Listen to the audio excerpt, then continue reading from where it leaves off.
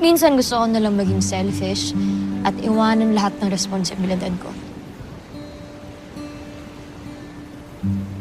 Nagagalit ako kasi parang wala akong choice. Na kailangan ko gawin to. Kasi kailangan ko ng trabaho, kasi wala kaming pera para sa pamilya ko. Kaya lahat, kahit na ayoko, lulunukin ko na lang. Ang choice, para lang sa may pera.